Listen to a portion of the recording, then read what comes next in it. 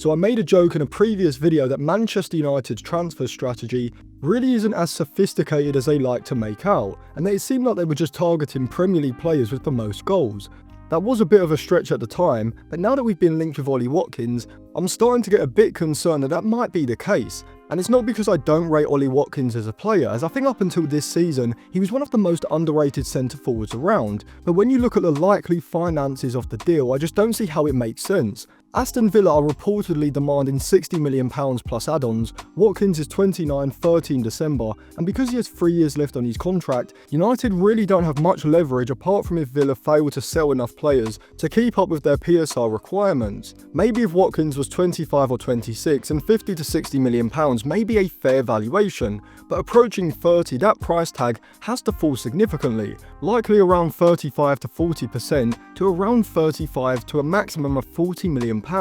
which I just can't see happening. However, if you ignore the price, I actually think there's a strong case for Watkins being the best centre forward option out there, from both a stylistic and an ability point of view. And so in this video I'm going to analyse Watkins as a player, looking at how good he is from the eye test as well as statistically, whether he has the right skill set for what United need, particularly for what Cunha and Mbeumo need in the front three, before suggesting 3 other strikers who I think could be far better value for money. But before I come on to that, if you want to check out any cheap, good quality football jerseys, go over to jerseyfever.co. They've got a variety of different current season and retro jerseys, including the new Manchester United releases for the upcoming season. They sent me over this Manchester United 2006-2007 white away shirt with Ronaldo 7 on the back, as well as this Zidane Juventus shirt from the 1990s as well. If you use code ALANDIS at checkout, you'll get a 10% discount, so I'll leave it linked in the description and in the comments section below. So is Ollie Watkins the right type of centre forward for what United need? Well, what I would say is that stylistically it does make sense why United see Watkins as an alternative to Gyökeres and Ekitike, as like I said in a previous video analysing why Amorim is so insistent on signing a striker like Gyökeres, Ekitike or Liam Delap. Amorim seems to want an advanced forward who can be used as a target man in the build-up phase, receiving direct long passes from deep and being able to link play efficiently under pressure with his back to goal on the halfway line, as we would see Gyökeres do for Amorim at Sporting. But rather than being a traditional static target man like an Andy Carroll or a Peter Crouch, Amorim wants his centre forward to have the pace as well as the ball carrying ability to be able to spin into the channel and then drive the ball forward into the final third. And from a stylistic point of view, Ollie Watkins would tick all of these boxes, which you can see from the eye test, as Watkins is kind of a winger-striker hybrid of sorts, being someone who earlier on in his career at Brentford, during the 18-19 season, was actually used primarily as a left winger rather than a centre forward. However, statistically we can get a better idea of how good Watkins is when it comes to his ball carrying, dribbling, creativity and goal scoring by looking at a few plot graphs including every Premier League striker from both the Premier League as well as the domestic cup competitions. So this first graph shows progressive carries per 90 plotted against ball carrying frequency. And what you can see is that Watkins ranks above the median for both of these metrics, sitting in close proximity to Jean-Philippe Mateta, recording a similar ball carrying frequency to Isaac, but completing less progressive carries per 90. Whilst you can see that Liam Delap stands out as an anomaly for both metrics, shedding some light on why he was a target for United earlier this summer. Now, when compared against Premier League strikers, Watkins is certainly one of the better carriers of the ball, but when we compare him against other strikers from Europe's top 7 leagues, we can see that there are a lot of other strikers who are producing significantly higher ball carrying output. When we switch progressive carries for dribbles per 90, Watkins has a similar plot point, and so you can see that whilst Watkins is certainly an effective ball carrier, that isn't the standout part of his game. And that actually comes from his goal scoring, which we can see clearly from this graph plotting non-penalty XG against non-penalty goals per 90, where Watkins not only recalls a high non-penalty XG rate around the same as Alexander Isak, but he's actually also slightly underperforming his non-penalty XG as well, showing that his high non-penalty goals rate is sustainable and not coming from a significant and unsustainable overperformance. And when you look at his FB ref report from this season as well as the 2 prior seasons, you can see that Watkins has ranked in the 77th percentile consistently, whilst also either slightly over or slightly underperforming his XG, adding further weight to my point about him scoring at a sustainable rate.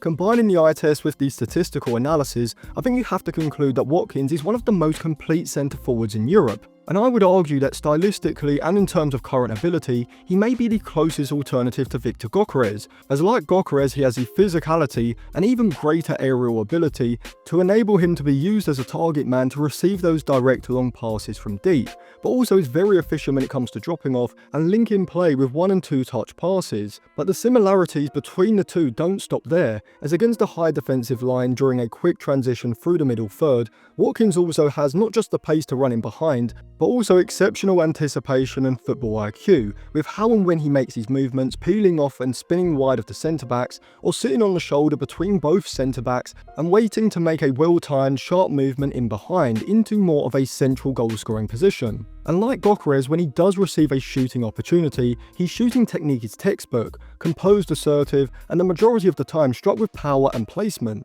In and around the box, his ball control and weight of pass is also very good, which aids him in being able to manipulate the ball to open up shooting angles for himself, but also when creating chances for others. And these next two graphs highlight how complete Watkins is, as when we plot non-penalty XG plus expected assists against ball carrying frequency, Watkins sits alongside Isak, and when you plot non-penalty XG straight against expected assists, you can see that Watkins sits in close proximity to Isak once again, showing that stylistically Watkins is not only very similar to Isak and Gyökeres in terms of his skill set, but he's also producing a similar level of ball carrying, chance creating and goal scoring output as the Newcastle forward as well. But where Watkins has the advantage over both Gyökeres and Mateta is his aerial ability, being very good at winning knockdowns in the middle third and inside of the box, but unlike the other two, also being a significant goal threat from aerial situations, as seen when plotting non-penalty XG against headed goals scored, where he actually sits higher than both Isak and Haaland,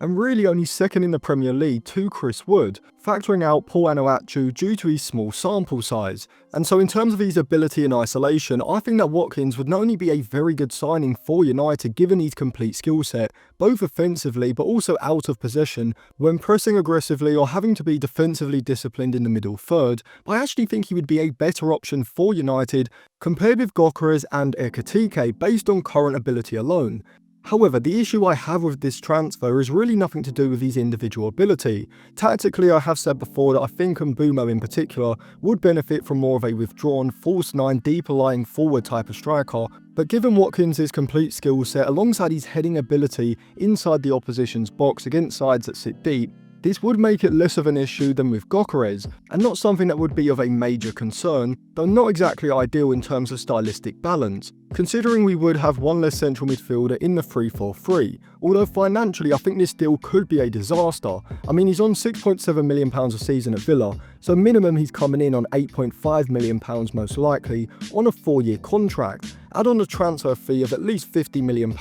which would be on the low end, likely with add-ons on top, and that works out at about £21 million a season, which is only about £6 million a season, £30 million in total, short of signing Victor Osimhen, who is also 3 years younger. It's a price point in comparison to other options which is the issue, as Retegui would likely only cost between 40 to 45 million, at least 10, maybe as much as £15 million less than Watkins, and is also 3.5 years younger, whilst I also think Mateta, having just turned 28, would be a better option at around 35 million, as would Alexander Sorloth, who is the same age as Watkins, both 30 in December, but likely 15 to 20 or even £25 million cheaper. And whilst Watkins does have the label of being Premier League proven, Sorloth's absurd non-penalty XG and non-penalty goals output, not just this season for Atletico Madrid, but also in 23-24 for Villarreal, does cancel that out alongside the price difference. And so unless Villa's asking price comes down to around £35 million, maybe with some easily achievable add-ons up to 40 maximum, alongside add-ons for winning the Premier League or Champions League, I can't see this being a deal that United should do, particularly having already spent £62 million on Cunha and likely the same amount on Mbeumo. Retegui would still be my first choice, with one of Mateta or Sorloth second, depending on their transfer cost and salary demands. If United do sign Watkins for upwards of £50 million reaching 60, I think this is another example of how the obsession with Premier League proven players simply leads to massive collective overpayment, alongside a risk level which actually cancels out the perceived lower risk with signing Premier League proven players. So let me know what you think of Ollie Watkins. Should Manchester United sign him? And if you do want to check out any cheap, good quality football jerseys, go over to jerseyfifa.co. You can use code Atlantis at checkout for a 10% discount. So I'll leave it linked in the description and in the comments section below. And if you want to check out any of the plot graphs or any of my articles on Patreon and get a 7-day free trial, I'll leave that linked on the end screen now as well.